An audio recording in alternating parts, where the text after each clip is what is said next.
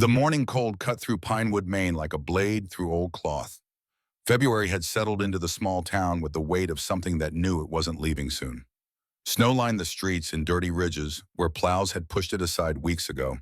The pines stood dark against the sky that couldn't decide between gray and white.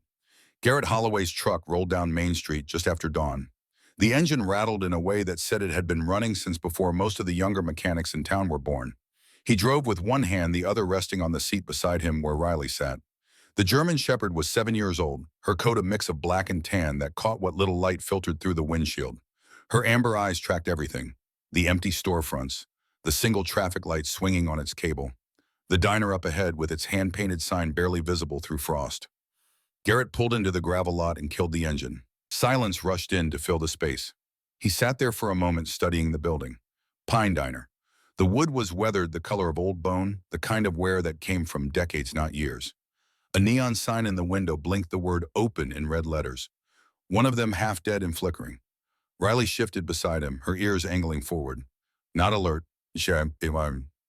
Not yet, just aware. Garrett reached for the door handle. His fingers were thick, scarred across the knuckles from 28 years of decisions made with his hands instead of words. He wore what he always wore, a faded field jacket, the color of olives left too long in the jar, a red and black flannel shirt beneath it, cargo pants that had seen better decades, and boots that had outlasted 3 deployments and a divorce. The watch on his left wrist was military issue. The face was scratched to hell, but it still kept time. That was all that mattered. He stepped out into the cold. Riley followed her movements, precise. She wore a black harness across her shoulders, the kind that said she wasn't a pet. The leather was worn smooth where Garrett's hand had rested 1,000 times. They crossed the lot together. Gravel crunched under their feet. The air smelled like snow and old fryer grease. Garrett reached the door and pulled it open. The hinges groaned. Warmth rolled out, carrying the smell of coffee and something burning on a griddle. Riley stopped. Her front paws were on the threshold, but she didn't move forward. Her body went still in a way Garrett recognized immediately. It was the same stillness as she'd shown in Kuwait in 1991 when she was younger and the sand was full of things designed to kill. Riley didn't bark. She didn't whine. She just stopped, her attention locked on something inside the diner that Garrett couldn't see. He stood there, hands still on the door, cold air mixing with warm. His pulse didn't change. Years of training had taught him not to rush the first signal. The second signal was always worse because you'd already ignored the first. "What is it?" he said quietly. Riley's ears rotated forward, tracking sound. Her nose lifted slightly, reading air currents. Then slowly she took one step inside. Then another, but her body stayed coiled, ready. Garrett followed her in. The diner was small. A counter ran along the left side with 8 stools bolted to the floor. 4 booths lined the right wall, their vinyl cracked and patched with duct tape. The walls were bare wood, darkened by decades of smoke, back when people still lit cigarettes over breakfast. The floor was linoleum, scuffed to gray, and the paths where feet had worn it down. 3 people sat at the counter: an old man in a wool coat, a younger guy in a reflective vest, probably from the road crew, a woman in her 50s with her hair pulled back tight, eating eggs without looking up. Behind the counter stood another woman, 63 years old. Heavy through the shoulders and hips, her face lined deep around the mouth and eyes. Her hair was gray, pulled into a bun so tight it looked like it hurt. She wore a wine-colored sweater beneath a stained white apron. Keys hung from her waist on a chain, clinking softly every time she moved. This was Margaret Hale, owner, manager. The woman whose name was on the deed and on the complaints filed with the county about health code violations that never quite stuck. She looked up when Garrett entered. Her eyes went to Riley first, then to him. Her mouth tightened. "Dog stays quiet in here," she said. Not asking, telling. "She will," Garrett replied. He moved toward the counter, Riley at his side. The old man in the wool coat glanced at the door, then smiled faintly. "Morning, Walter," Garrett said. "Morning, Garrett." Walter Hayes was 70 years old and had lived in Pinewood since before Pinewood was worth living in. His voice had the rough texture of someone who'd smoked for 40 years and quit for 20. "She working today?" Garrett understood the question. Riley wasn't a pet. People in town had started to figure that out. "Retired," Garrett said, "but she remembers." Walter nodded and went back to his coffee. Garrett took a stool 2 down from the road crew guy. Riley sat beside him, her body positioned so she could see the entire room. Her gaze settled on the narrow hallway at the back of the diner, the one that led to the kitchen. Margaret moved down the counter with a coffee pot. She filled Garrett's cup without asking if he wanted any. Then she moved away again, keys clinking. Garrett wrapped his hands around the mug. The warmth felt good. His knuckles ached in the cold these days. Arthritis, the doctor said. Souvenir from carrying too much weight over too much bad terrain. That's when he saw her. She came out of the kitchen carrying a tray stacked with plates. 39 years old, though she looked younger from exhaustion rather than youth. Thin in a way that wasn't about fitness. Her hair was light brown with hints of auburn, pulled back into a knot at the base of her neck. Wisps had escaped and hung around her face. Her eyes were a muted green-gray, the color of old glass. She wore a denim shirt with the sleeves rolled down, despite the heat from the kitchen. A canvas apron faded brown tied at her waist. Dark jeans, practical boots. Her name was Eva Brennan, though Garrett didn't know that yet. She moved carefully. Each step measured as if the floor might give way if she put her weight down wrong. When she reached the counter, she set the plates down in front of the road crew guy and the woman with tight hair. Her movements were efficient, practiced, but there was something else underneath, a kind of tension that lived in her shoulders in the way she held her breath when Margaret passed behind her. Riley's ears pricked forward. Eva glanced at the dog. For just a second, something crossed her face. Not fear, something softer. Recognition, maybe, or longing. Then Margaret's voice cut through the room. Eva, refills. Eva's shoulders tightened. She reached for the coffee pot without a word and began moving down the counter. When she got to Garrett, she paused. You need anything else? She asked. Her voice was quiet, careful. I'm good, Garrett said. She nodded and started to turn away. That's when her sleeve slipped back just an inch, just enough. The bruise on her wrist was old, yellowed at the edges, fading to green near the center. Not fresh, but not gone either. Garrett didn't stare, didn't react, just noted it the way he'd been trained to note things. Evidence, context, patterns. Eva pulled her sleeve down and moved away. Riley stood up. She didn't bark, didn't lunge. She simply walked across the narrow space between the counter and the booths and sat down directly beside Eva's leg. Close enough that Eva could feel her warmth. Close enough that if Eva moved, Riley would know. Eva froze. The coffee pot trembled slightly in her hand. Margaret turned from the register, her face hard. Your dog's blocking the aisle. Riley, Garrett said quietly. The dog looked at him. For a moment, she didn't move. Then slowly she stood and walked back to Garrett's side. But her eyes never left Eva. Garrett finished his coffee in silence. The clock on the wall ticked through another 10 minutes. The road crew guy paid and left. The woman with tight hair followed. Walter stayed nursing his cup like it was the only warm thing in his day. Eva cleared the plates. She moved past Margaret twice, and both times Garrett saw it. The way Eva made herself smaller. The way she angled her body to take up less space. The way she flinched just barely when Margaret's keys clinked. Riley's breathing changed, slower, deeper, the same rhythm she used when she was counting something, measuring. Garrett had seen enough. He pulled a 10 from his wallet and left it on the counter. Then he walked out into the cold with Riley at his side. The door swung shut behind them. The sound echoed across the empty lot. He didn't get in the truck right away. He stood there, breath fogging in the air, and looked back at the diner. Through the window, he could see Eva wiping down tables. Margaret stood behind the counter, arms crossed, watching. Riley sat beside him, her attention still fixed on the building. You saw something, Garrett said. Riley glanced up at him, then back at the diner. Garrett knew that look. He'd seen it in the Kuwaiti desert in 1991 when Riley was younger and the world was full of sand and fire. She'd stopped walking in the middle of a night patrol, her body going rigid. Garrett had trusted her then, trusted her enough to halt the entire squad. They'd found 3 anti-tank mines buried 2 feet ahead, daisy-chained together. If Riley hadn't stopped, there wouldn't have been enough of them left to fill a body bag. She'd saved them twice.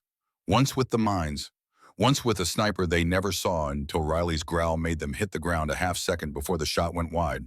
After that, Garrett stopped questioning her instincts. He climbed into the truck. Riley jumped up beside him. The engine turned over with a cough and a shudder. He sat there for a moment, hands on the wheel, staring at nothing. Then he drove home. The cabin was 3 miles outside town, tucked into the pines where the road turned to gravel, and the nearest neighbor was far enough away that you couldn't hear them scream. It was small, one room with a wood stove, a narrow bed, a table, and a chair. The walls were unfinished pine. The floor was cold. Garrett had bought it with the last of his savings after the divorce came through, and the VA benefits weren't enough to cover rent anywhere that didn't smell like mold and desperation. It wasn't much, but it was his. Riley had her corner near the stove, a blanket, a water bowl, a chew toy she'd stopped touching 2 years ago. She went to it now and lay down, but she didn't relax. Her eyes stayed open, tracking Garrett as he moved around the small space. He made coffee on the camp stove, the same kind he'd used in the field. Simple, reliable. While the water boiled, he stood at the window and looked out at the trees. Snow clung to the branches. The light was already fading, even though it was barely noon. Winter in Maine lasted longer than most wars. His mind kept circling back to the diner, to Eva, to the bruise, to the way she moved like someone who'd learned that being noticed was dangerous. He'd seen it before. In villages outside Fallujah where women walked with their eyes down. In shelters where the lights were too bright and the doors locked from the inside. In the faces of people who'd spent so long being afraid that fear had become a language they spoke without thinking. Riley whined softly. Garrett turned. The dog was sitting now, staring at him with an intensity that was almost human. "I know," he said. She whined again. Not loud, not desperate, just insistent. Garrett poured the coffee and sat at the table, his hands wrapped around the mug, but he didn't drink. He just sat there thinking. The problem with instincts was that they didn't come with instructions. Riley had stopped at the diner. Fine. She'd positioned herself beside Eva. Fine. But what did that mean? What was she sensing? What was the threat? Garrett didn't have answers. Not yet. But he had experience. And experience had taught him that the first signal was always small. A hesitation, a glance, a dog that refused to move. If you ignored it, the second signal came louder. And by the time you got to the third signal, someone was usually bleeding. He finished his coffee and stood. Riley stood with him, tail low, eyes bright. "All right," Garrett said. "We'll go back tomorrow." That night, he didn't sleep well. The dreams came the way they always did when something felt unfinished. Flashes of desert and fire. The sound of mortars punching holes in the dark. The smell of burning fuel and copper. The weight of Corporal Jenkins in his arms, blood soaking through Garrett's gloves, Jenkins saying something Garrett couldn't hear over the ringing in his ears. He woke just after 3 in the morning, heart-pounding sheets soaked with sweat. Riley was on the bed beside him, pressed against his chest. Her weight was warm and solid and real. He focused on her breathing, in and out, slow and steady. After a while, his own breathing matched hers. He didn't sleep again after that. By the time dawn crept through the window, Garrett was already dressed. He fed Riley, made more coffee, and checked the time. The diner opened at 6. He'd be there at 6:15. The drive into town felt longer than it was. The sky was pale and empty, the kind of light that made everything look washed out. When he pulled into the diner's lot, there were 2 other vehicles already there. A rusted Chevy and a newer Ford with county plates. Garrett parked and killed the engine. Riley sat beside him waiting. "Same as yesterday," he said. "You tell me what you see." They went inside. The smell was the same, coffee and grease and old wood. The same 3 stools were occupied. Walter Hayes in his wool coat. A different road crew guy. A woman Garrett didn't recognize. Margaret stood behind the counter pouring coffee with sharp, efficient movements. Her eyes flicked to Garrett, then to Riley. Her mouth tightened, but she didn't say anything. Eva came out of the kitchen carrying plates. She wore the same denim shirt, the same apron, the same boots. Her hair was pulled back the same way. If Garrett hadn't been looking, he might have thought she was the same person from yesterday, wearing the same clothes, living the same day on repeat. But he was looking, and this time he saw more. The way Eva's eyes tracked Margaret's movements, always keeping her in peripheral vision. The way her hands shook slightly when she set down plates. The way she held her breath when Margaret passed too close. Riley walked straight to her and sat down. Same spot as yesterday, right beside Eva's leg. Eva looked down at the dog. This time she didn't freeze. She just stood there staring, and for a moment something cracked in her expression. Not fear, something deeper, something that looked like grief. Margaret's voice cut through the air. Orders up." Eva's face went blank. She turned and walked back to the kitchen without a word. Riley stayed where she was. Garrett sat at the counter. Margaret poured his coffee without asking. Walter glanced over and nodded. "She likes Eva," Walter said quietly. "Seems that way," Garrett replied. Walter took a sip of his coffee. "You know, I've been coming to this diner for 16 years, every morning. Same stool, same coffee." Garrett didn't say anything, just waited. "Eva started working here around the same time," Walter continued. 2008, maybe 2009. Young thing, quiet. Margaret said she was helping her out, giving her a place to stay while she got back on her feet.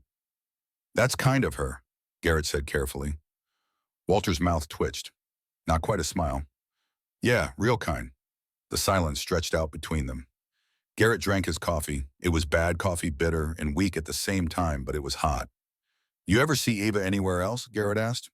Around town, I mean. Walter shook his head slowly. Never. Not once in 16 years. Not at the grocery store, not at the post office, not at church, nowhere. Maybe she doesn't like going out. Maybe, Walter said. Or maybe she can't. The words hung there. Eva came back out with more plates. She moved past Garrett without looking at him. Riley turned her head, tracking Eva's movements, then stood and followed her, not aggressive, just close. Margaret's keys clinked. Your dog needs to stay out of the way. Riley, Garrett said. The dog looked at him. This time she didn't move right away. She looked back at Eva. Then slowly she returned to Garrett's side. Garrett finished his coffee and paid. He left the same $10 bill on the counter. Then he walked out into the cold. But this time he didn't go home. He drove to the library. The Pinewood Public Library was a small brick building 2 blocks off Main Street. It smelled like old paper and radiator heat. The woman at the front desk was in her 50s with graying hair and reading glasses on a chain. Her name tag said Irene Walsh. Help you find something, she asked. Public records, Garrett said. Property deeds, business licenses, that kind of thing. Irene studied him for a moment. Then she nodded and led him to a back room where filing cabinets lined the walls. What are you looking for specifically? Pine Diner.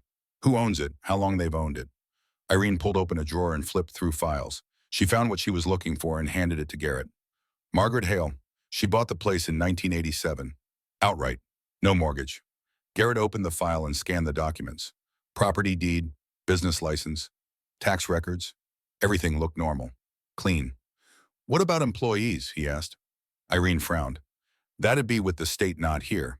But I can tell you I've never seen Margaret file payroll taxes. Far as I know, she runs the place herself. She has help, a woman named Eva. Eva Brennan, Irene said quietly. I know who you mean. You know her. I know of her. Irene crossed her arms. She came in here once, maybe 10 years ago. Wanted to check out a book. Didn't have a library card. I asked for her driver's license to make one. She didn't have one. Asked for a state ID. Didn't have that either. I told her I'd need some kind of identification. She left and never came back. Garrett closed the file. Thanks. You're not the first person to ask about her, you know, Irene said. No. No, Vernon Kemp asked about her a few years back. He's the police chief. Said he'd gotten a tip about someone being held against their will. He went to the diner, talked to Margaret, talked to Eva. Eva said everything was fine. Vernon couldn't do anything without a complaint. Far as the law's concerned, if she won't say she needs help, there's nothing to be done. Garrett nodded slowly. What do you think? Irene was quiet for a long moment. Then she said, I think some cages don't have bars. Garrett left the library and sat in his truck for a while, engine idling, heat blowing through the vents. Riley sat beside him watching. He thought about Eva, about the bruises, about the way she moved, about Walter's words. 16 years. Never seen anywhere else. Never. He thought about the filing cabinet in the library. No driver's license, no ID, no library card. He thought about Irene's words. Some cages don't have bars. His phone rang. The number was local. He answered. Mr. Holloway. A man's voice. Calm, professional. Yeah. This is Declan Hartwell. I'm an attorney here in Pinewood. Irene Walsh gave me your number. Said you were asking questions about Margaret Hale and Eva Brennan. Garrett said nothing. I'd like to talk to you, Declan continued. Off the record, there are some things you should know. They met at Declan's office an hour later. The office was above the hardware store on Main Street, reached by a narrow staircase that creaked under Garrett's weight. The room was small, crowded with filing cabinets and stacks of paper. Declan Hartwell was 62, broad through the shoulders with thinning hair and a beard he kept too short. He had the look of a man who'd been louder once and learned restraint the hard way. He gestured to a chair. Garrett sat. Riley lay at his feet. I've been practicing law in this town for 30 years, Declan said. I've seen a lot of things.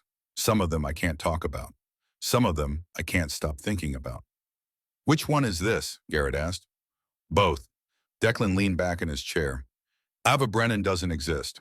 Not legally. No social security number on file. No tax records. No birth certificate that I can find. It's like she appeared out of nowhere in 2008 and never left the diner. How is that possible? It's not supposed to be.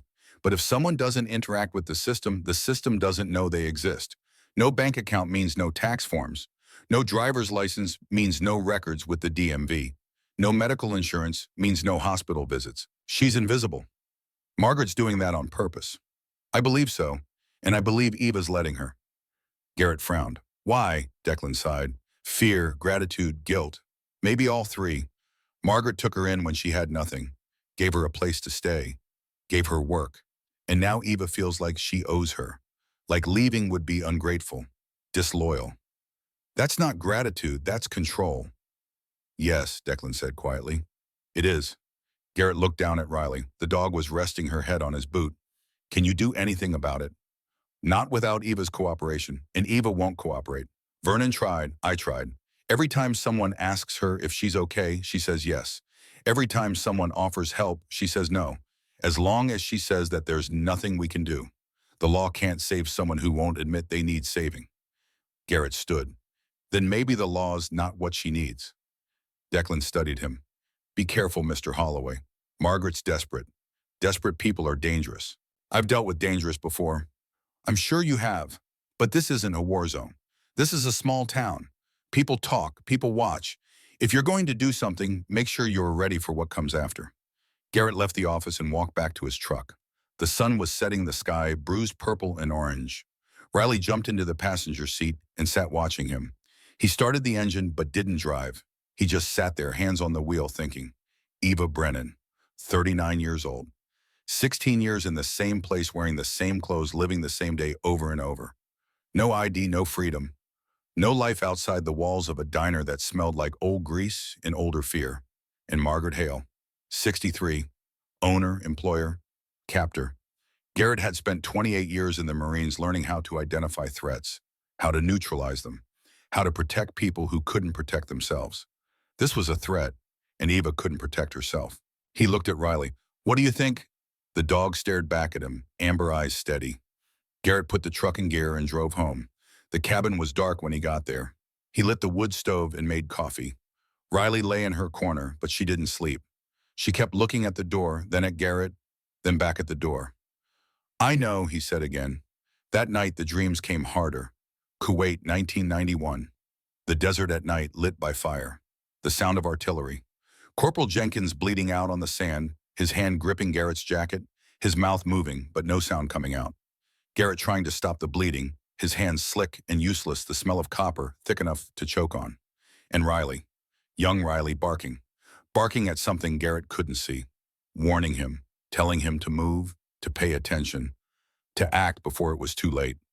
He woke before dawn, drenched in sweat. Riley pressed against his chest. Okay, he whispered. Okay. He got dressed in the dark, fed Riley, made coffee he didn't drink. Then he drove back to the diner. It was still closed when he arrived. The lot was empty. The lights were off, but Garrett parked and waited.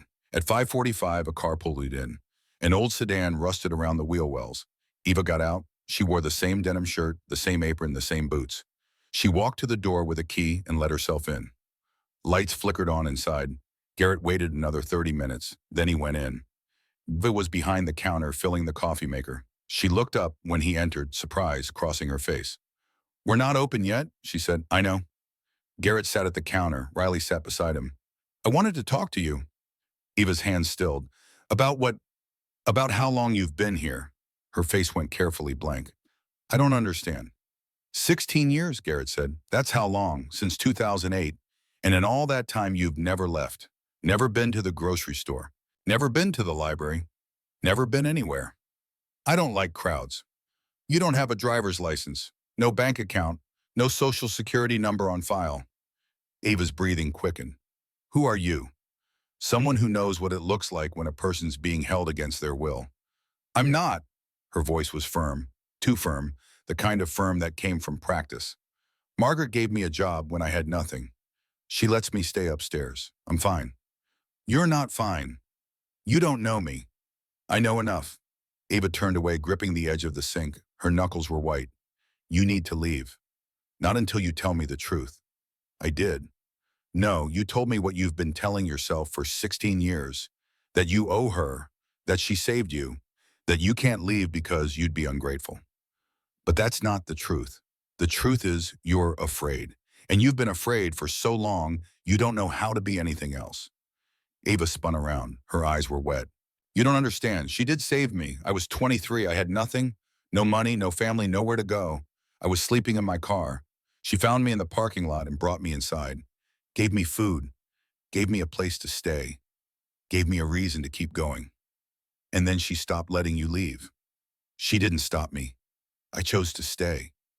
Did you, or did she just make leaving feel impossible? Eva's hands were shaking. It's not like that. Then leave, right now. Walk out that door with me and don't come back. I can't. Why not? Because I we, her, or. The words echoed teared in the empty diner. Eva covered her mouth with her hand, tears spilling down her cheeks. Garrett stood slowly. He kept his voice low, gentle. You don't owe her your life. You don't understand, Eva whispered. I have nowhere to go, no money, no skills, no way to survive out there. Here I know what to expect. Here I'm safe. You're not safe. You're trapped. And there's a difference. Before Eva could respond, the back door opened. Margaret walked in, keys clinking at her waist. She stopped when she saw Garrett. We're closed, she said coldly. We were just talking, Garrett said. Well, you're done. Margaret's eyes went to Eva. Get the grill started. We open in 10 minutes. Eva wiped her face quickly and moved toward the kitchen without another word. Margaret stepped closer to Garrett. She was shorter than him, but she stood like someone who'd learned to take up space. I don't know what you think you're doing, but you need to stop. Eva's fine. She's happy here, and she doesn't need you filling her head with ideas.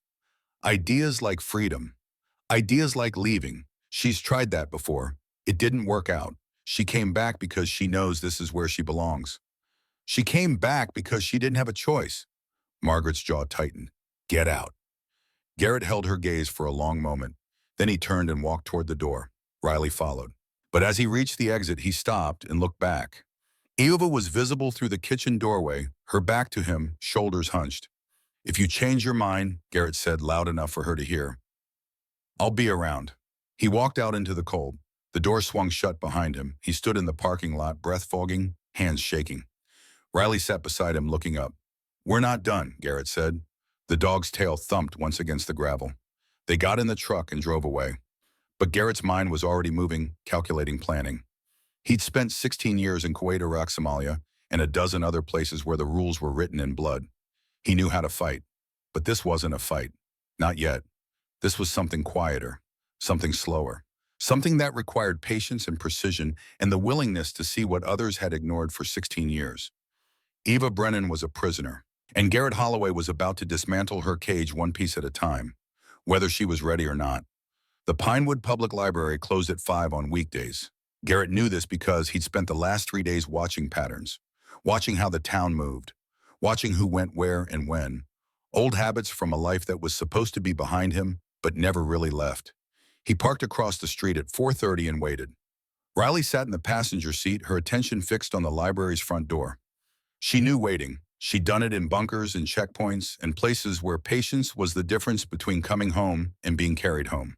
At 5:05, Irene Walsh emerged. She wore a long brown coat and carried a canvas bag over her shoulder. She locked the door behind her and started down the sidewalk toward the municipal parking lot. Garrett got out of the truck. Mrs. Walsh, he called.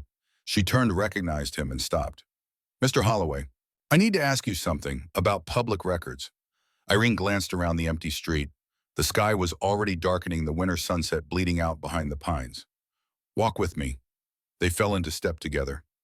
Riley trotted beside Garrett, her breath fogging in the cold air. You came asking about Eva Brennan before, Irene said. Now you're back. That means you didn't like what you found. That means I found more questions than answers. That's usually how it goes with her. They reached Irene's car, a sensible sedan, with snow tires and a rosary hanging from the rearview mirror.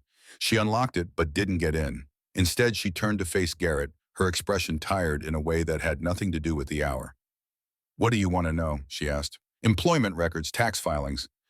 Anything that shows Eva Brennan has worked at that diner. There's nothing. I already told you that. Nothing at all.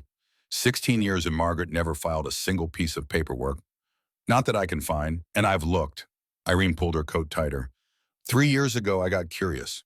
Started digging through what records we have. Business licenses, tax assessments, health inspections. Margaret's name is on everything. Eva's name is nowhere. How does someone work 16 years without leaving a paper trail? They don't get paid. Irene said it simply like stating a fact of physics. No paycheck means no W-2. No W-2 means no tax record. No tax record means as far as the government's concerned, she doesn't exist. Garrett felt something cold settle in his chest. She's been working for free. Or for room and board, which Margaret probably calls generous, but legally it's the same thing, unpaid labor. And if Eva's never complained, never filed a report, never asked for help, then there's no crime to investigate. That's not right. No, it's not, but it's legal. Or legal enough that nobody's been able to do anything about it. Irene opened her car door. You want my advice? Let it go. Eva's made her choice. She's made it 100 times over 16 years. Some people don't want to be saved. Maybe they just need the right person to ask. Irene studied him for a long moment. Then she sighed. You're going to push this, aren't you? Yes. Then you should know something. Margaret's in trouble, financial trouble, the kind that makes people do desperate things. Garrett's attention sharpened. What kind of trouble? The kind that involves lawyers and collection agencies and threats. Irene got into her car but left the door open. Talk to Declan Hartwell. He knows more than I do. And be careful, Mr. Holloway. Desperate people are dangerous people. She closed the door and drove away, taillights disappearing into the gathering dark. Garrett stood in the parking lot, Riley at his side, thinking. Financial trouble, desperation, Eva. The pieces were starting to form a picture. He didn't like what he was seeing. Declan Hartwell's office was dark when Garrett arrived, but a light burned in the window above the hardware store. Garrett climbed the stairs and knocked. Footsteps. The door opened. Declan looked older in the evening light, more tired. He wore reading glasses and held a tumbler of something amber. When he saw Garrett, he didn't look surprised. Come in, he said. The office was warmer than before, heated by a small electric radiator in the corner. Declan gestured to the same chair. Garrett sat. Riley lay at his feet. You've been asking questions, Declan said. It wasn't an accusation, just observation. I need to understand what's happening. What's happening is the same thing that's been happening for 16 years. Margaret Hale controls Eva Brennan. Ava Brennan lets her. Declan took a sip from his glass. But the situation's changed recently. Margaret's debts are coming due. Irene mentioned that. What kind of debts? Declan pulled a file from a stack on his desk and opened it. Margaret borrowed money from the bank 15 years ago to keep the diner running. $50,000. She's been making minimum payments ever since, but the balance has barely moved. She still owes $47,000. That's not unusual for a small business. No, but that's not the problem. The problem is what came after. Declan pulled out another document. 3 years ago, Margaret took out a private loan. $80,000 from a company called Blackwood Development Group. They're based in Boston. They buy distressed properties, flip them, or tear them down for new construction. Why would she borrow from them? Because the bank wouldn't give her more money. She was already behind on her payments. Blackwood offered cash with no questions asked. Margaret was desperate enough to take it. Garrett felt the cold in his chest spread. What were the terms? Terrible. 20% interest. Balloon payment due in 3 years. Declan's mouth tightened. The 3 years are almost up. Margaret owes them $120,000. She has 45 days to pay. She doesn't have it. No, she doesn't. Which means Blackwood will take the diner, the land it sits on, everything.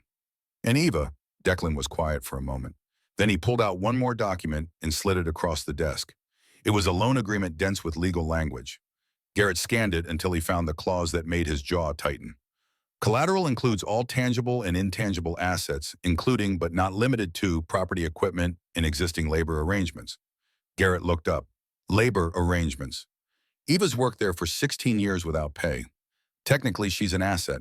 If Margaret loses the diner, Blackwood could argue they have a claim to her continued labor. It's a legal gray area, but Blackwood specializes in gray areas. That's slavery. It's exploitation, and it's more common than you think. Declan took off his glasses and rubbed his eyes. I've tried to get Margaret to declare bankruptcy. Walk away clean, but she won't do it. She says she can't lose the diner. It's all she has. It's not hers to lose, not if it means Eva gets sold like property. I agree, but the law doesn't care what we think. It cares what can be proven in court. And right now, we can't prove Eva's being held against her will. She has to say it herself, and she won't. Garrett stood. Riley stood with him. Then I need to make sure Blackwood never gets the chance. How? I'll buy the diner myself. Declan stared at him. You have $130,000. I have enough, between savings and what I can borrow. That's your entire future. My future's not worth much if I spend it ignoring people who need help. Declan was quiet for a long moment. Then he nodded slowly. All right, I'll draw up the paperwork. But you need to understand something. Margaret's not going to sell easily. And even if she does, that doesn't solve Eva's problem. Eva still has to choose to leave. And she's spent 16 years choosing to stay. Then I'll give her a reason to choose differently. Garrett left the office and walked back to his truck.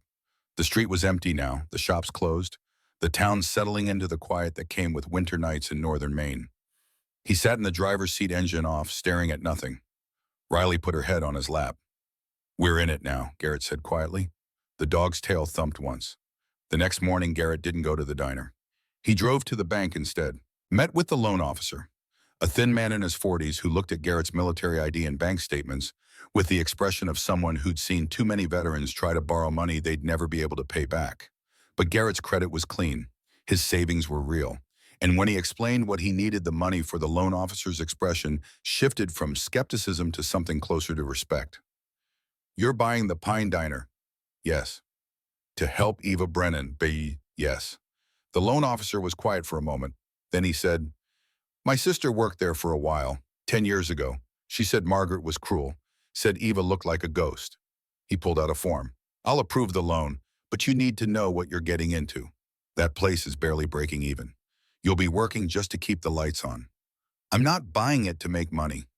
Then why? Because some things are worth more than profit. The loan went through. It took 3 days. 3 days of paperwork and phone calls and waiting for approvals that felt like they'd never come. Garrett spent those days watching the diner from a distance, watching Eva arrive before dawn and leave after dark, watching Margaret move through the building like a warden checking cells. On the third day, Riley did something she'd never done before. They were parked across from the diner, engine idling, waiting for nothing in particular. Eva was visible through the window, wiping down tables. Margaret was behind the counter counting money. Riley whined. Garrett looked at her. What? The dog stared at the diner, her body tense. You want to go in? Riley whined again, louder. Garrett turned off the engine and got out. Riley jumped down and walked toward the diner, but she didn't go to the front door. She went around the side toward the narrow alley that led to the back entrance. Garrett followed. The alley smelled like old grease and rotting wood. A dumpster sat against one wall, overflowing with trash bags. Riley stopped at the back door. It was metal painted green with a handle instead of a knob. She sat and stared at it. What is it? Garrett asked. Riley didn't move. Garrett tried the handle, locked. He peered through the small window set into the door. The view showed a narrow hallway, dim and empty. At the far end, he could see part of the kitchen. Eva moved past carrying a tray. Then Margaret appeared. She stepped into the hallway, blocking Eva's path. Garrett couldn't hear what was being said, but he could see Margaret's mouth moving. Sharp, fast, angry. Eva's shoulders hunched. She tried to step around Margaret, but the older woman moved with her, staying in her way, trapping her. Riley growled, low and deep. Garrett's hands curled into fists. He watched as Margaret reached out and grabbed Eva's wrist. Not hard enough to hurt, just hard enough to control. Eva went still. Then Margaret let go and walked away. Eva stood there for a moment, alone in the hallway, her head down. Garrett stepped back from the door. His heart was pounding. His breathing was too fast. He recognized the feeling. Anger, the kind that lived in his chest like a cold that never went cold. Come on, he said to Riley. They walked back to the truck. Garrett sat behind the wheel, hands gripping it hard enough that his knuckles turned white. Riley watched him, her eyes steady. I know, he said. I know. That night, Garrett couldn't sleep. He sat at the table in the cabin drinking coffee that had gone cold when his phone buzzed at 2 a.m. Unknown number, he answered. Yeah. Heavy breathing, then a voice thin and shaking. Mr. Holloway. Garrett sat up straighter. Eva, I need help. Where are you? At the diner, please. I don't know what to do. I'm coming. Stay on the line. He grabbed his jacket and keys. Riley was already at the door, tail low, ears forward. They got in the truck and Garrett drove faster than he should have on the icy roads. Eva's breathing filled the cab through the phone's speaker. Ragged, scared. What happened? Garrett asked. Margaret's upset. She's been drinking. She's saying things. What kind of things? That she's going to lose everything. That it's my fault. That I owe her. Eva's voice cracked. She locked me in the storage room. I climbed out the window. I don't know where to go. Stay where you are. I'm 3 minutes out. He made it in 2. The diner's parking lot was empty except for Margaret's car. The building was dark except for a single light in the back. Garrett parked and got out. Riley jumped down beside him, her body coiled. "Eva!" Garrett called. A figure emerged from the shadows near the dumpster. Eva. She wore the same denim shirt, but it was untucked and torn at the sleeve. Her hair was loose, falling around her face. She was shaking. Garrett walked toward her slowly, hands visible. "You're safe now." "I'm sorry, I shouldn't have called. I don't know why I called." "You called because you needed help. That's the right thing to do." Eva shook her head, tears streaming down her face. "You don't understand. She's going to be so angry. She's going to think I betrayed her." "You didn't betray anyone. You're protecting yourself." No, I can't. I have to go back. I have to explain." She started to turn toward the diner. Garrett stepped in front of her. "Don't. She needs me, Shyam. She's using you. You don't know her. She saved me. And then she trapped you. Those are two different things." Eva covered her face with her hands. Her shoulders shook. Riley stepped forward and pressed against her legs, solid and warm. Eva looked down at her expression breaking. "I don't know how to leave," she whispered. "You don't have to know. You just have to say yes." Before Eva could respond, the back door of the diner slammed open. Margaret stood in the doorway, backlit by the dim interior light. She wore a bathrobe and slippers. Her hair was loose. In her hand was a bottle half empty. "Eva!" she shouted. "Get back in here." Eva flinched. "I have to go." "No," Garrett said. Margaret stumbled down the steps, her face flushed with anger and alcohol. "Who the hell do you think you are coming here? Turning her against me?" "I'm not turning her against you. I'm giving her a choice. She doesn't need a choice. She needs to remember who took care of her when no one else would. You didn't take care of her. You trapped her." Margaret's eyes blazed. "Get off my property." "This isn't about property. This is about a human being." "She's not yours. She's not yours either." Margaret lunged toward Eva, but Riley stepped between them. The dog didn't bark, didn't growl. She just stood there, a wall of muscle and warning. Margaret stopped. Her breathing was heavy. "Eva, please, come inside. We'll talk about this. I'll forgive you." Eva looked at Margaret, then at Garrett, then at Riley. "I can't," she said quietly. Margaret's face crumpled. "After everything I've done for you." "I know, and I'm grateful, but I can't stay anymore." "Where will you go? What will you do?" "You don't have anything." "Then I'll start with nothing, but at least it'll be mine." Margaret's hand tightened around the bottle. For a moment, Garrett thought she might throw it, but then her grip loosened. The bottle fell to the ground, spilling whiskey across the gravel. "You'll regret this," Margaret said, her voice hollow. "Maybe," Eva replied, "but I need to find out." Garrett opened the passenger door of his truck. "Get in." Eva hesitated. Then she climbed inside. Riley jumped in after her, sitting between Eva and Garrett. They drove away, leaving Margaret standing in the parking lot alone under the pale glow of a single streetlight. Garrett took Eva to a motel on the edge of town, the kind of place where you paid in cash and no one asked questions. He rented a room for a week and gave Eva the key. "This gives you time to think," he said. "No pressure, no expectations, just time." Eva stood in the doorway holding the key like it might disappear. "I don't know what to say." "You don't have to say anything, just rest." "Why are you doing this?" "Because someone should have done it 16 years ago." Eva's eyes filled with tears again, but this time she didn't look away. "Thank you." Garrett nodded and walked back to his truck. Riley followed. As they drove away, he looked in the rearview mirror. Eva was still standing in the doorway watching them go. The next morning, Garrett met with Declan Hartwell. The lawyer had the paperwork ready: purchase agreement, transfer of deed, loan documents. "You're sure about this?" Declan asked. "Yes. Once you sign, there's no going back." "I know." Declan slid the papers across the desk. Garrett signed them. All of them. His entire future committed to ink and paper. "I'll contact Margaret today," Declan said. "Make the offer. She'll probably say no at first." "Keep pushing." "I will, but you need to prepare for the possibility that she won't sell. She's stubborn, and she's desperate. That's a dangerous combination." Garrett stood. "Then we'll find another way." He left the office and drove to the diner. It was mid-morning, the breakfast rush over. A few customers sat at the counter. Walter Hayes was there, nursing his usual coffee. Margaret was behind the counter. She looked terrible. Her eyes were red and swollen. Her hands shook as she poured coffee. Garrett sat down. Walter glanced at him, then quickly looked away. Margaret set a cup in front of Garrett without a word. "We need to talk," Garrett said. "I have nothing to say to you." "Then listen, I'm making you an offer. $130,000 for the diner. Cash. Enough to pay off Blackwood and the bank. You walk away clean." Margaret's hands stilled. "You can't afford that." "I can, and I will." "Why?" "Because it's the right thing to do." Margaret laughed. It was a bitter sound, sharp and ugly. "The right thing? You think you're a hero. You think you're saving her. I'm giving her a choice. She'll fail out there without me. She doesn't know how to survive. Then she'll learn." Margaret slammed her hand on the counter. The customers looked up startled. "You don't know what you're doing. You don't know what she is." "I know she's a person. That's enough." Margaret's face twisted. For a moment, Garrett thought she might scream, but then the fight seemed to drain out of her. She sagged against the counter, her eyes empty. "Get out," she whispered. Garrett stood. As he turned to leave, Walter caught his eye. The old man nodded once, a small gesture of approval.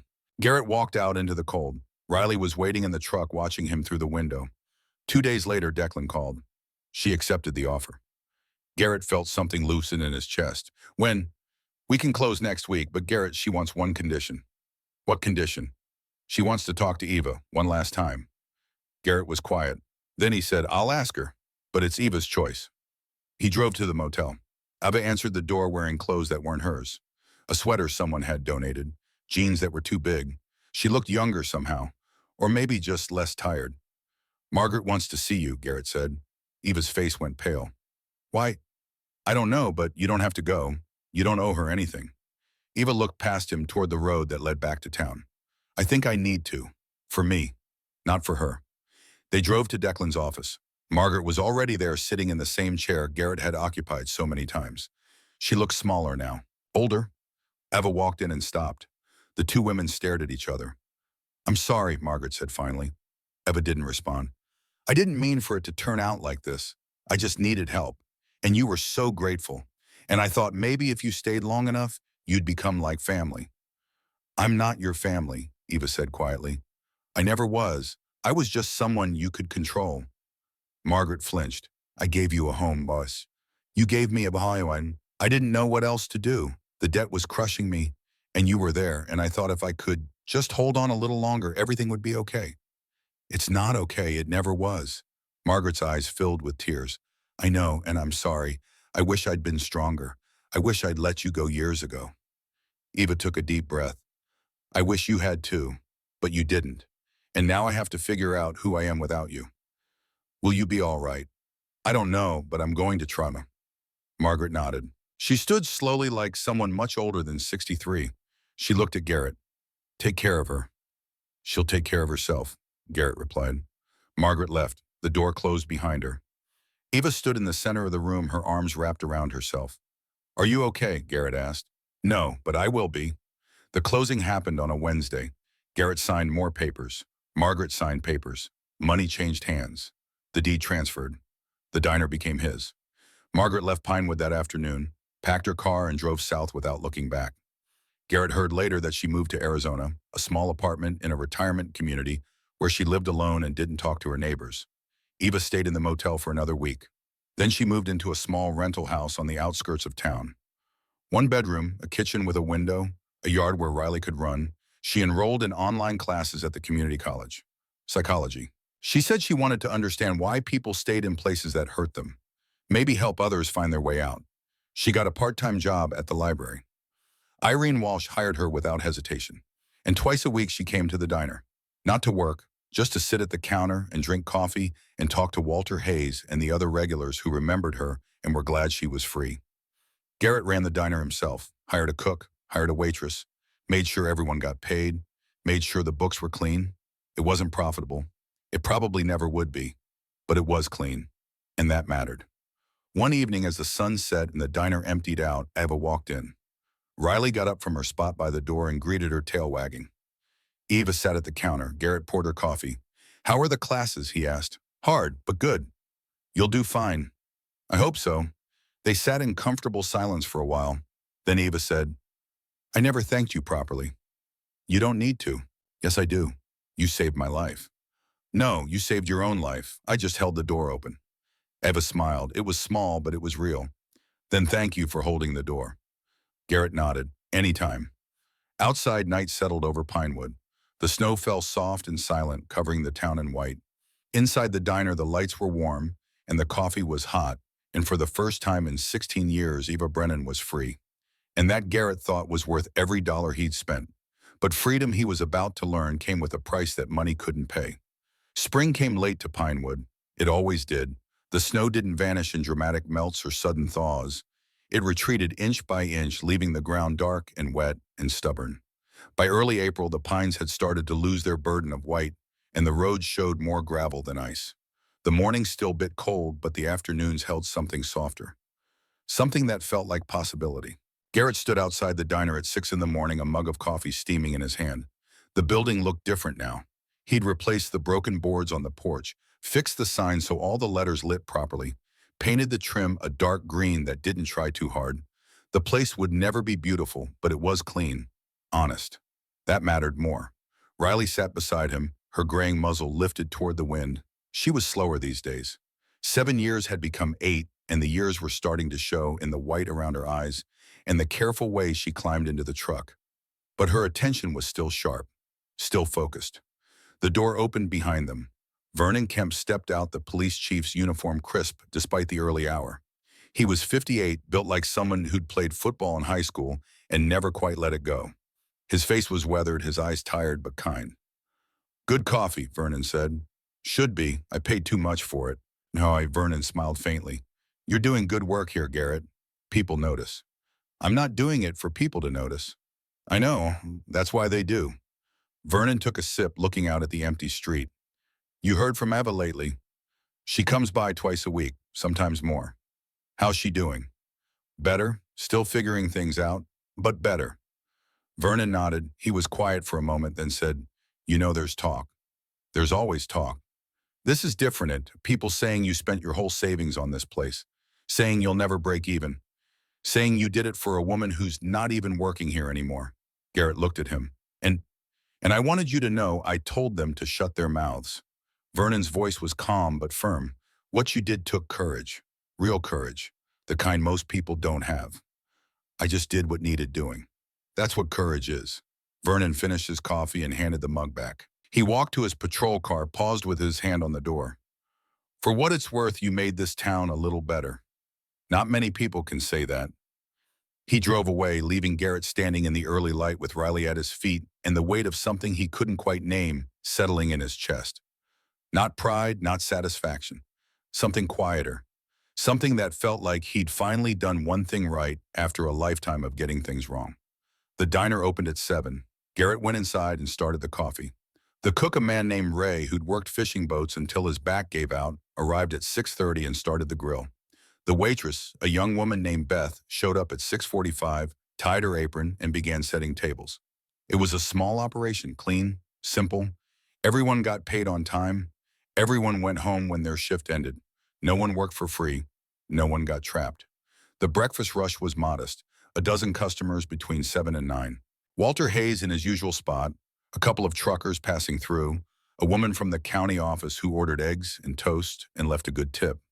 By 9:30, the diner had settled into its mid-morning lull. Garrett was wiping down the counter when the bell over the door chimed. He looked up. The man who walked in wore a suit, charcoal gray, tailored, expensive. His shoes were polished to a mirror shine. He was mid-40s, lean, with dark hair combed back and a face that had learned to smile without warmth. He carried a leather briefcase and moved with the confidence of someone who'd never been told no. Riley stood up from her spot by the door. She didn't growl, didn't bark. But her body went still in that particular way that made Garrett's attention sharpen. The man stopped just inside the entrance, glancing around the diner with an expression that suggested he was cataloging everything for later use. Then his eyes settled on Garrett. Mr. Holloway, he asked. His voice was smooth, professional. That's right. My name is Silas Crane. I represent Blackwood Development Group. He walked to the counter and set his briefcase down. Do you have a few minutes to talk? Garrett kept his expression neutral. About what? About this property and about a debt that's recently been transferred to new ownership. Garrett felt something cold move through him. Margaret Hale's debt was paid off, in full. Yes, to the bank and to Blackwood for the principal amount owed. Silas opened his briefcase and pulled out a folder. However, there were additional penalties and fees outlined in the original loan agreement. Penalties that accrued during the final months of Mrs. Hale's delinquency. Those penalties were not included in your purchase agreement. How much?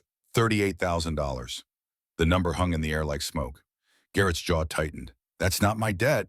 Technically, when you purchased that property, you assumed all liabilities associated with it, including outstanding penalties. Silas pulled out a document and slid it across the counter. This is the original loan agreement Mrs. Hale signed. Page 7, Section 4, Subsection C. I've highlighted the relevant clause. Garrett picked up the document and read. The language was dense, deliberately convoluted, but Silas was right. The clause was there. This is predatory, Garrett said. This is legal. Silas smiled. And enforceable. I'll talk to my lawyer. By all means, but I should tell you Blackwood has never lost a case involving this particular clause. We've been doing this for 15 years. We know how to write contracts that hold up in court. Garrett set the document down carefully. His hands wanted to shake. He didn't let them. What do you want? The same thing we wanted from Mrs. Hale. Payment in full. You have 45 days.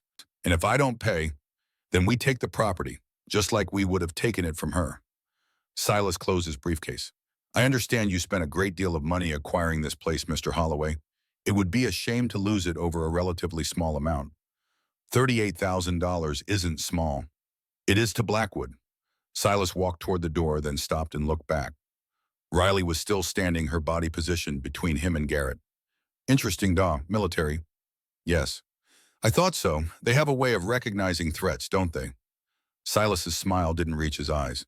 45 days, Mr. Holloway. I'll be in touch. He left. The bell chimed, the door closed. Riley relaxed fractionally, but she didn't sit.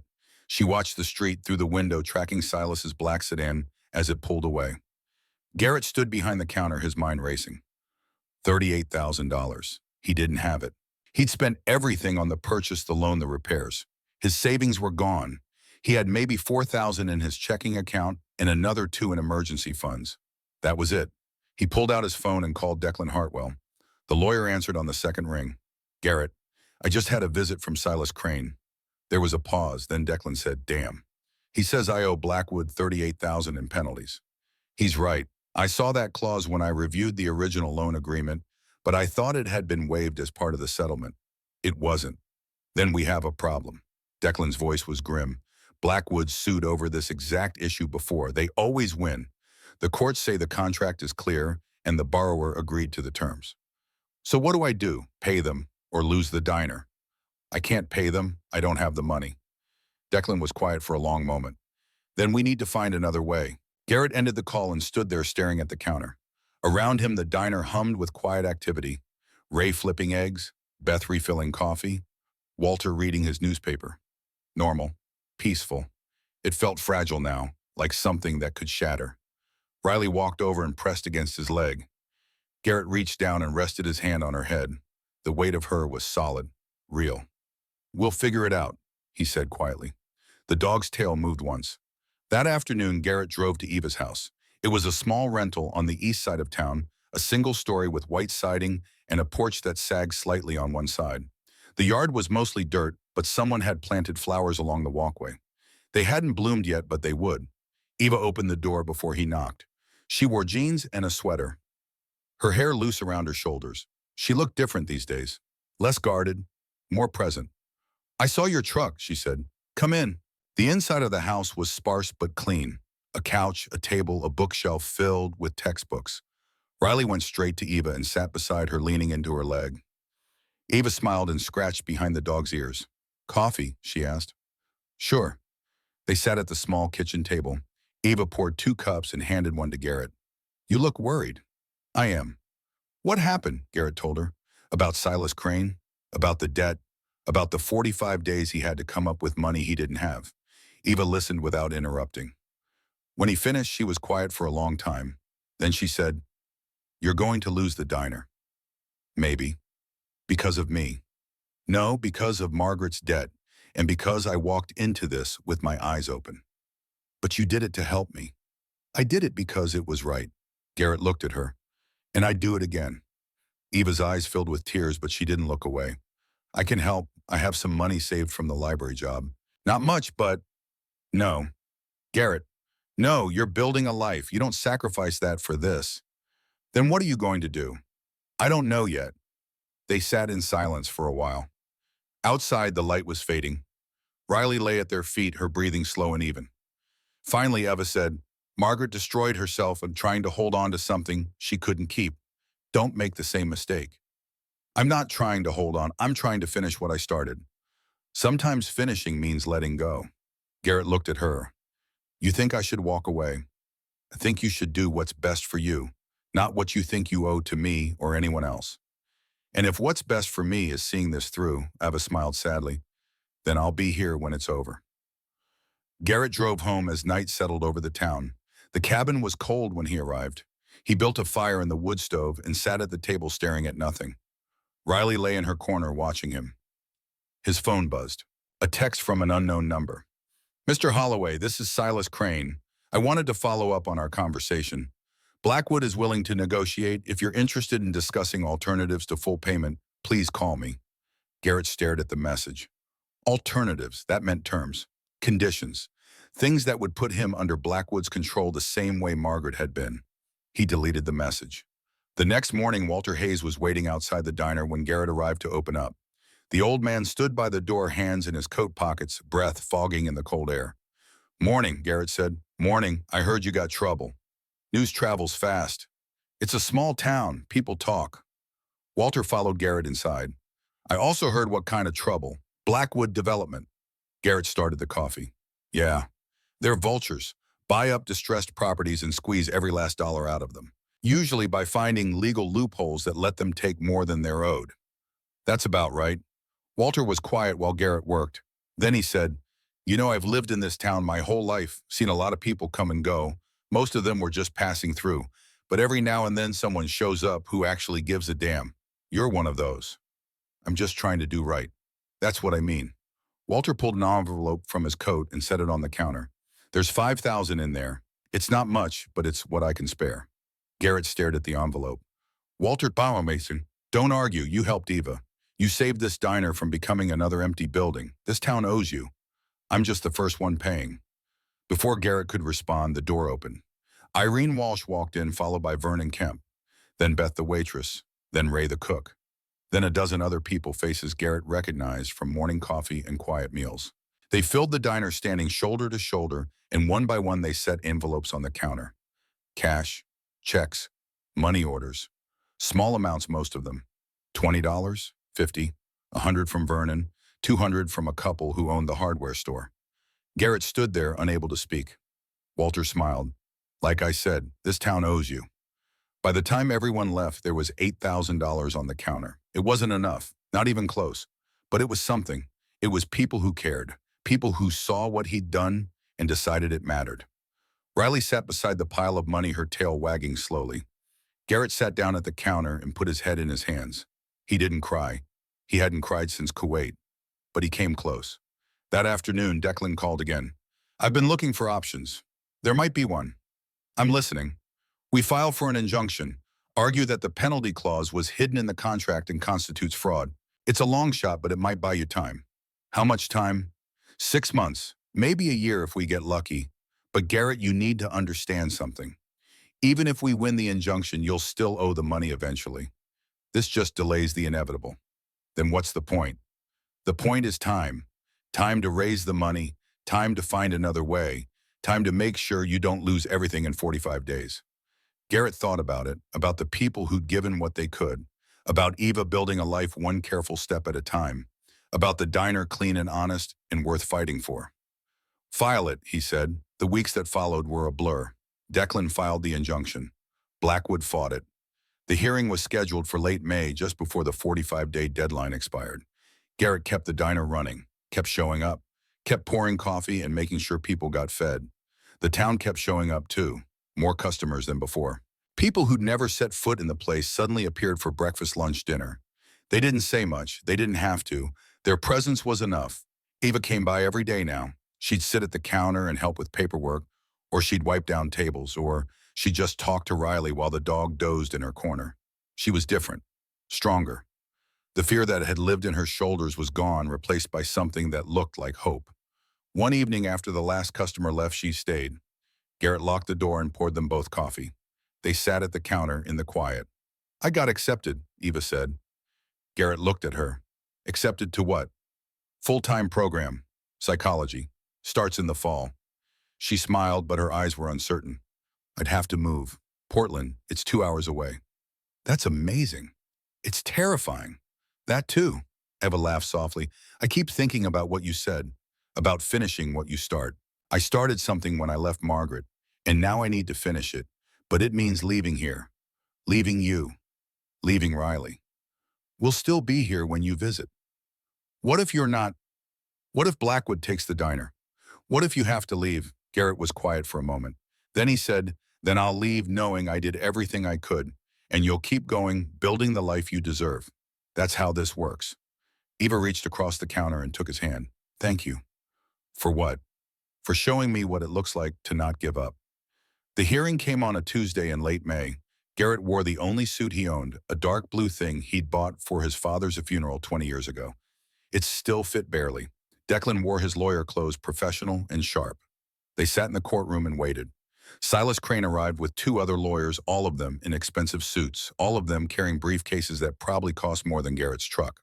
The judge was a woman in her 60s, gray-haired and severe. She listened to Declan's argument about fraud and hidden clauses and predatory lending. Then she listened to Blackwood's lawyers argue about clear contracts and willing participants and legal obligations. It took 40 minutes. When it was over, the judge looked at Garrett. "Mr. Holloway, I understand what you're trying to do, and I respect it, but the law is clear.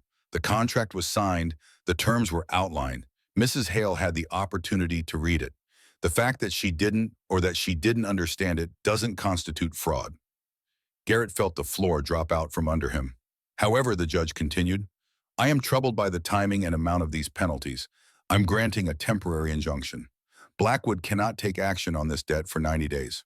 During that time, Mr. Holloway will have the opportunity to negotiate or secure financing. After 90 days, if the debt remains unpaid, Blackwood may proceed."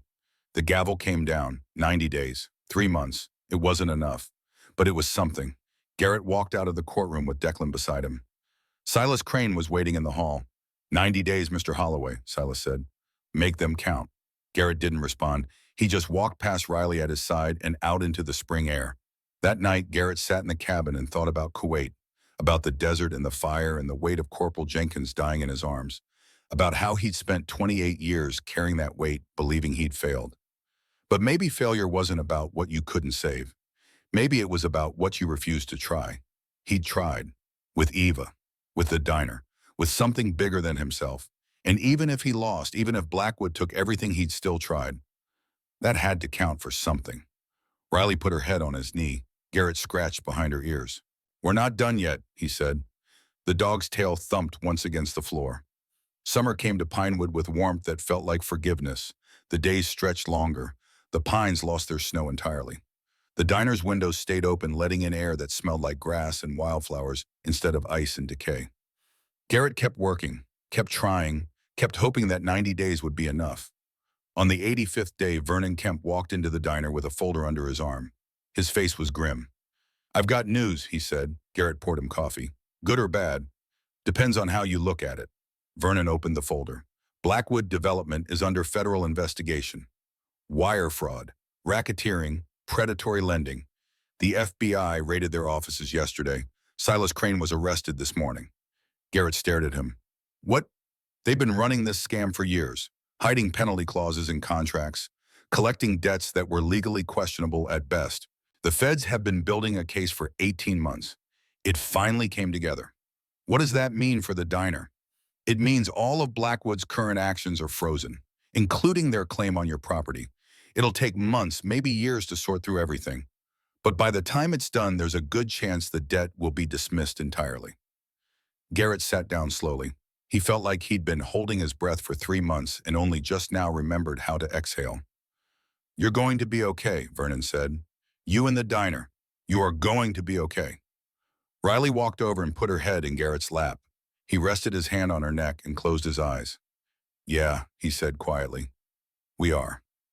Ava left for Portland in August. She came to the diner the day before to say goodbye.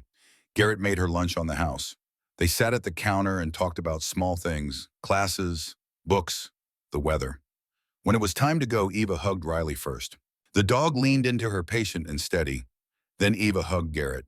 "Thank you," she whispered, "for everything." "Go build something good," and he said. "I will." She left. The door chimed. The diner felt emptier without her. But 3 months later, she came back for a weekend. She looked different, confident, happy. She told Garrett about her classes, about the friends she'd made, about the internship she'd started at a women's shelter. "I'm helping people like me," she said, "people who don't know how to leave." "You're good at that." "I learned it from the best." The diner survived. More than survived, it became something the town was proud of. A place where people were treated right, where the coffee was strong and the food was honest and no one got trapped. Garrett kept running it, kept showing up, kept doing the work. And every morning Riley sat by the door and watched the world go by, her amber eyes still sharp, still seeing things others missed. One morning in early winter, a young woman walked in. She was 25, maybe younger. Her face was pale, her eyes frightened. She sat at the counter and ordered coffee with shaking hands. Riley stood up. She walked over to the woman and sat beside her, close enough to touch. The woman looked down at the bow and something in her expression cracked. "Are you okay?" Garrett asked quietly. The woman shook her head. "No, but I don't know where else to go." Garrett poured her coffee. "You're safe here. Take your time." The woman's name was Lena Cassidy. She'd been running from something, someone. She didn't say who, didn't have to. Garrett called Eva. Eva drove up from Portland that same day. She sat with Lena, talked to her, listened. By the end of the week, Lena had a plan, a shelter, a lawyer, a chance. She left with hope in her eyes instead of fear. And Garrett understood finally what all of this had been for. Not just Eva, not just the diner, but something bigger. Something that kept going person by person, one act of courage at a time. Riley knew. She'd known from the beginning. That night, Garrett sat in the cabin with Riley beside him. The fire crackled in the stove. The world outside was cold and dark, but inside was warm. "You were right," Garrett said to the dog. "Back at the beginning, you saw it before I did." Riley's tail thumped against the floor. Garrett rested his hand on her head and closed his eyes. For the first time in 28 years, the weight in his chest felt lighter. Not gone, it would never be gone, but lighter, and that was enough.